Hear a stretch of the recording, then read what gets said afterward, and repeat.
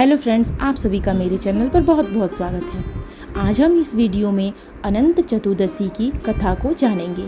साथ में यह भी जानेंगे कि अनंत चतुर्दशी का क्या अर्थ होता है और इस दिन किस भगवान की पूजा की जाती है और इसके क्या लाभ होते हैं।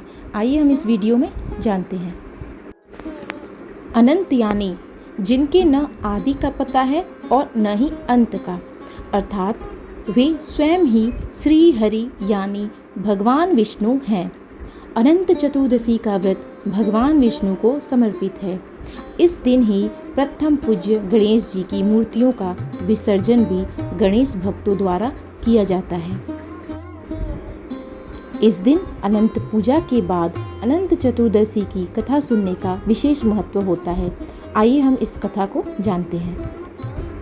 एक बार महाराजा युधिष्ठिर ने राजसूय यज्ञ किया और यज्ञ मंडप का निर्माण बहुत ही सुंदर व अद्भुत रूप से किया गया। उस मंडप में जल की जगह स्थल तो स्थल की जगह जल की भ्रांति होती थी। इससे दुर्योधन एक स्थल को देखकर जल कुंड में जा गिरे। द्रौपदी ने यह देखकर उनका उपहास किया और कहा कि अंधे की संतान भी अंधी होती है।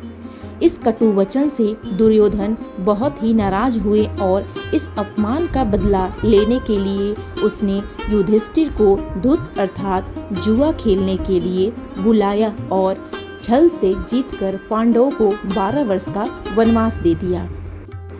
वन में रहते उन्हें अनेकों कष्टों का सामना करना पड़ा। एक दिन वन में भगवान कृष्ण युधिष्ठिर से मिलने आए।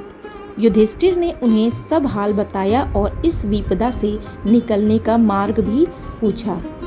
इस पर भगवान कृष्ण ने उन्हें अनंत चतुर्दशी का व्रत करने को कहा और कहा कि इसे करने से खोया हुआ राज्य भी मिल जाएगा। इस वार्तालाप के बाद श्री कृष्ण जी युधिष्ठिर को एक कथा सुनाते हैं। प्राचीन काल में एक ब्राह्मण था। उसकी एक कन्या थी जिसका नाम सुशीला था। जब कन्या बड़ी हुई तो ब्राह्मण ने उसका विवाह कौंडिन्य ऋषि से कर दिया। विवाह पश्चात कौंडिन्य ऋषि अपने आश्रम की ओर चल दिए। रास्ते में रात हो गई, जिससे वह नदी के किनारे आराम करने लगे। सुशीला ने पूछने पर उन्होंने अनंत व्रत का महत्व बता दिया।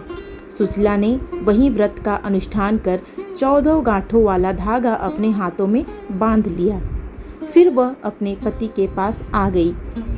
कौंडिन्य ऋषि ने सुशीला के हाथ में बांधे हुए धागे के बारे में पूछा तो सुशीला ने सारी बात बता दी।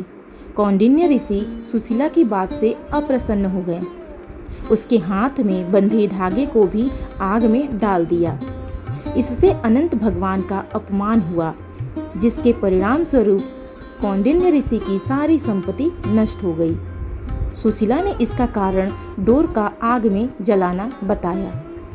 पश्चाताप की अग्नि में जलते हुए ऋषि अनंत भगवान की खोज में वन की ओर चले गए। वे भटकते भटकते निराश होकर गिर पड़े और बेहोश हो गए। भगवान अनंत ने उन्हें दर्शन देते हुए कहा कि मेरे अपमान के कारण ही तुम्हारी यह दशा हुई और विपत्तियां आई, लेकिन तुम्हारे पश्चाताप से मैं तुमसे अब प्रसन्न हूँ। अपने आश्रम में जाओ और 14 वर्षों तक विधि विधान से मेरा यह व्रत करो। इससे तुम्हारे सारे कष्ट दूर हो जाएंगे। कौंडिन्य ऋषि ने वैसा ही किया और उनके सभी कष्ट दूर हो गए और उन्हें मोक्ष की प्राप्ति भी हुई। श्री कृष्ण की आज्ञा से युधिष्ठिर ने भी अनंत भगवान का व्रत किया, जिससे पांडवों को महाभारत के युद्ध में जीत मिली। और इस प्रकार से अनंत चतुर्दशी की पूजा का आरंभ हुआ। भगवान विष्णु आप सभी पे भी अपनी कृपा बनाए रखें, आपके सारे कष्टों को दूर करें। वीडियो अच्छी लगे तो लाइक और शेयर जरूर करें। धन्यवाद।